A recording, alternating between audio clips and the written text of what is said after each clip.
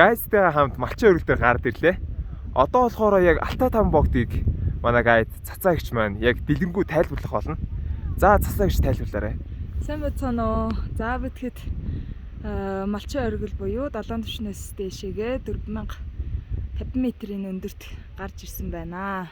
За малчин өргөл маань болохоор хоёр улсын хил дээр байдаг. Монгол болон Орос. За одоо яг бид хоёрын чанга баруун хойшоо болохоор найрамдал өргөл маань харагдчихээн. За түүнийхээ одоо баруун талд нь болохоор манай Монгол улсын дээвэр гэж нэрлэгдэх Хүйтний өргөл маань харагдчихээн. За үргэлжлүүлээд харах юм бол наран өргөл маань харагдчихээн, бүргэд өргөл маань харагдчихээн, өлгий гэх мэтчлэн үндсэн тав өргөл маань харагдчихээн.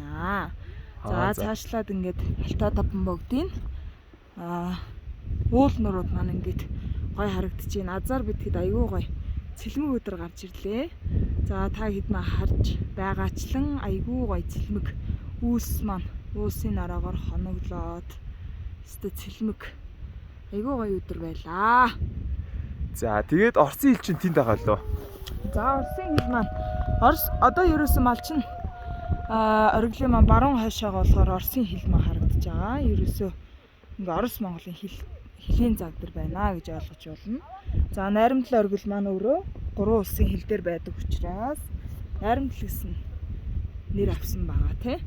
За малчин өргөл маань ер нь бол тусгай тоног төхөөрөмжгүйгээр гарч ирдэг ганц өргөл нь. За бусад өргөлүүд маань авирахад айгүй хүндрэлтэй буюу мэрэгжлийн нуулчид маань авиралт хийх боломжтой. Мөн дээрэс нь мэрэгжлийн тоног төхөөрөмж шаарддаг одоо өргөлүүд маань байгаа шүү.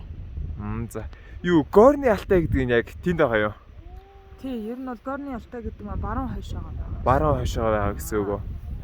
За баярлалаа цацаа гэж. За баярлалаа.